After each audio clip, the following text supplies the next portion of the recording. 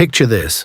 You wake up one morning in 1795 in a coastal town in England, maybe Portsmouth or Plymouth, just minding your own business, and by nightfall you are on a ship headed out to sea, no warning, no goodbye, no choice. Does that give you the chills? Because that is exactly how it started for thousands of men who ended up serving in the Royal Navy under the command of officers like the legendary Horatio Nelson. And let me tell you something, friend, life on those ships was no walk in the park. It was brutal, it was filthy, it was loud, and if you were not tough as nails from day one, the sea would chew you up and spit you out before the week was over. So today we are going to take a deep dive into what daily life actually looked like aboard a British warship in the 18th century. We are talking the real deal, not the Hollywood version with clean decks and handsome sailors staring into the horizon. We are talking about the kind of life that would break most people today in about 24 hours flat. Stick around, because this one is going to blow your mind. Let me start by telling you how you would have ended up on that ship in the first place. Back in the 1700s, the Royal Navy was desperate for men. Desperate. Wars were constant. Britain was fighting France, Spain, the Dutch, and anyone else who got in the way of its growing empire, and every single warship needed hundreds of sailors to operate. The problem was, not many people were lining up to volunteer. Can you blame them? So the Navy came up with a solution that was, to put it politely, absolutely wild. They created what were called the press gangs. These were groups of naval officers and enlisted men whose entire job was to roam the streets, the pubs, the docks, and grab able-bodied men and force them into service. You could be drinking your ale at a tavern on a Thursday night, and by Friday morning you were scrubbing the deck of a 74-gun warship somewhere in the English Channel. The law actually allowed it. If you were a man between the ages of 18 and 55 and you looked like you could pull a rope, you were fair game. They called it impressment, and it was one of the most feared things in coastal England. People used to say you had a better chance of walking out of a court alive than walking away from a press gang in full swing. Now can you imagine? You get grabbed, thrown onto a boat, and you do not know where you are going, how long you will be gone, or if you will ever come back. Does that not make your stomach drop? Because that was the reality for a huge chunk of the men who sailed under Nelson and other admirals of the era. All right, so now you are on the ship. Let me paint you a picture of your new home. A first-rate ship of the line, the kind Nelson commanded, could carry over 800 men. 800 men crammed into a wooden vessel, maybe 200 feet long. Think about that for a second. The gun decks were so low that most men could not stand up straight. The headroom between decks was sometimes less than 5 feet. If you were a big fellow, you were spending your entire time hunched over like you were looking for a coin you dropped. And you never stopped looking, because life down there was dark, cramped, and smelled like something you do not want to know about. Hammocks were strung up so close together that each man had about 14 inches of space. 14 inches. That is barely enough to roll over without hitting the guy next to you. And the Navy was proud of this, by the way. They had it worked out to a science. The idea was that not everyone slept at the same time, because the ship always needed men on watch, so they could fit more bodies into the same space by rotating shifts. Clever, sure. Comfortable? Not even close. Speaking of sleep, your schedule would look something like this. The ship ran on a watch system, which divided the crew into rotating shifts.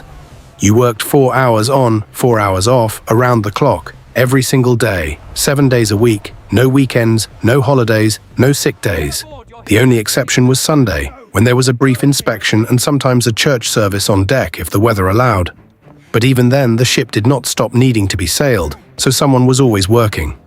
You got used to sleeping in short bursts, waking up in the dark, not knowing if it was 2 in the morning or 2 in the afternoon. Because below decks, you could never tell.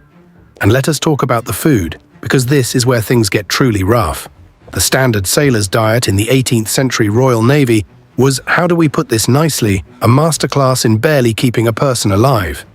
Your daily rations included hardtack, which was a type of biscuit so hard and dry that sailors called it tooth dullers or sea biscuits. These things were often infested with weevils.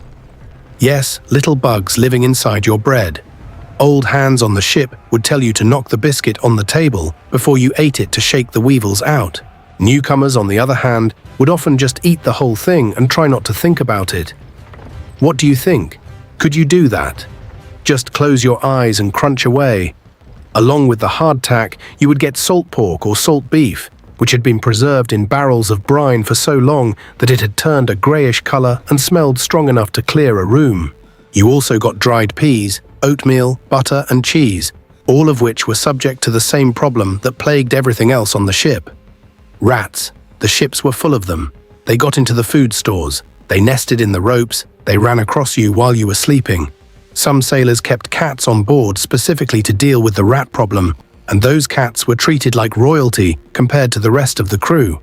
Now here is something interesting. Every sailor also received a daily ration of alcohol.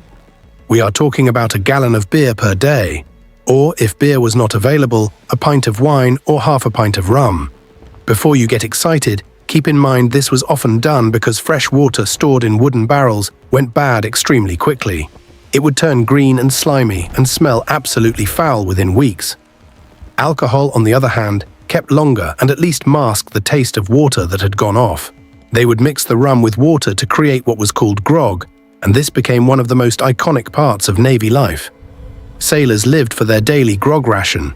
If you took it away, you had a problem on your hands.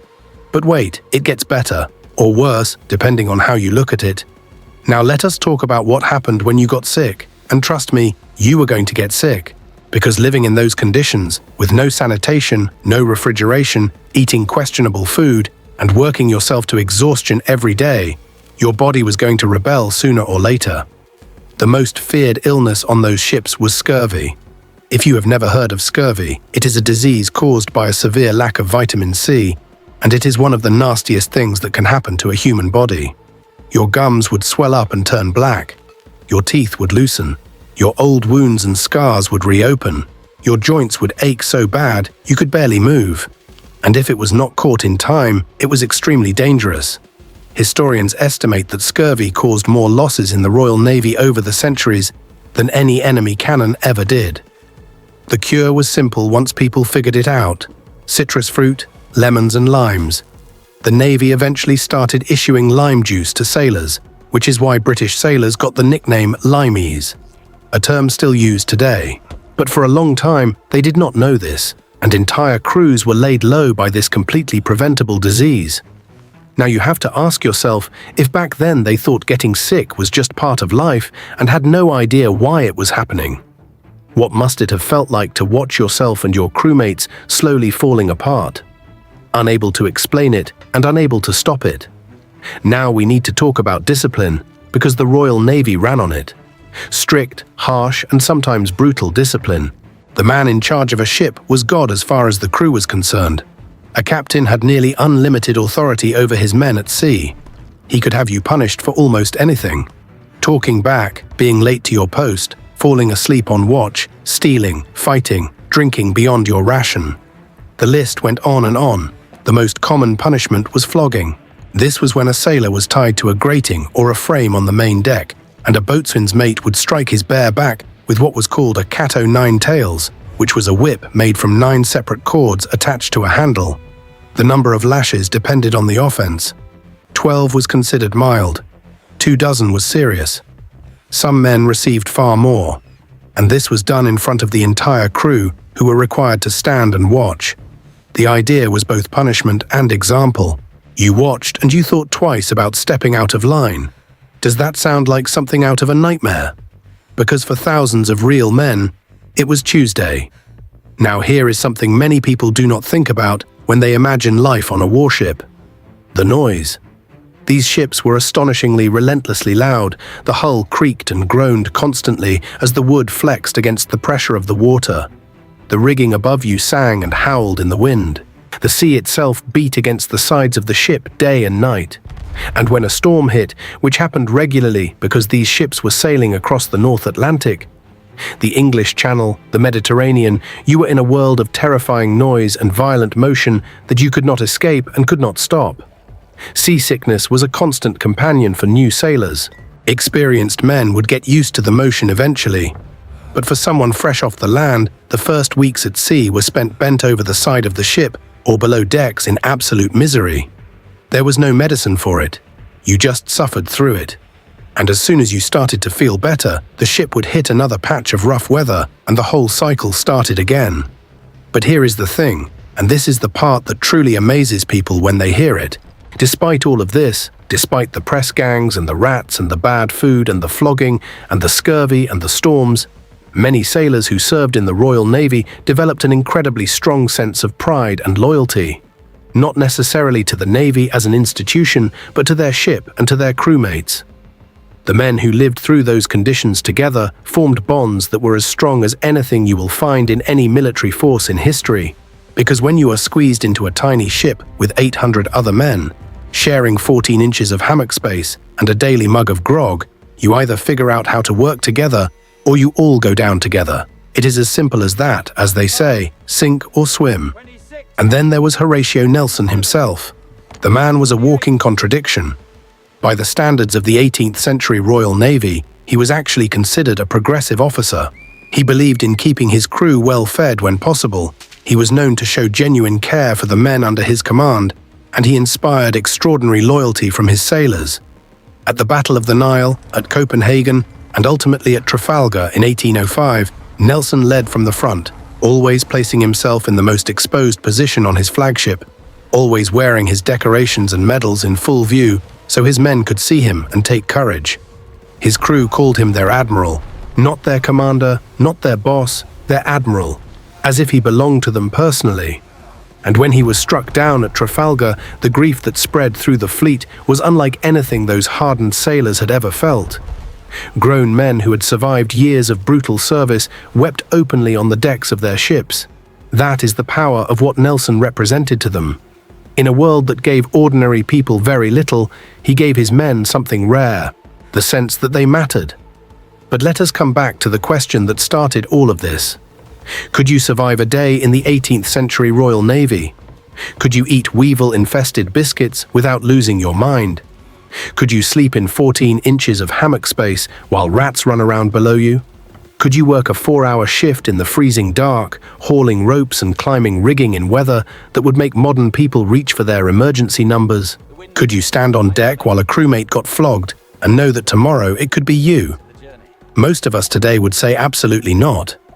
And honestly, that is the right answer. We live in a world of comfort that those sailors could not have imagined. And yet somehow those men did it. Day after day, year after year, some of them for their entire adult lives. They built the most powerful naval force the world had ever seen. They fought battles that decided the fate of empires. They sailed to every corner of the globe in ships that were, by any modern standard, completely inadequate for the task. And the next time you complain about traffic, or the coffee being cold, or the Wi-Fi being slow, maybe spare a thought for the sailor on the lower gun deck of HMS Victory in 1805, crouched under a 5-foot ceiling, eating salt pork that has been in a barrel since last winter, listening to the guns firing overhead, knowing that today might be his last day, and choosing to stay at his post anyway. As the old saying goes, a smooth sea never made a skilled sailor. And those men, press-ganged or not, were as skilled as they came. If you found this story fascinating, hit that like button right now and let us know in the comments what part of life in the Royal Navy surprised you the most. Was it the press gangs, the food, the 14 inches of hammock space? We want to hear from you. And if you want more stories like this, where history gets real and personal and a little bit intense, make sure you are subscribed and that the bell notification is on. We have got a lot more coming your way. Until next time, stay curious, stay sharp, and never forget that the past has some wild stories left to tell.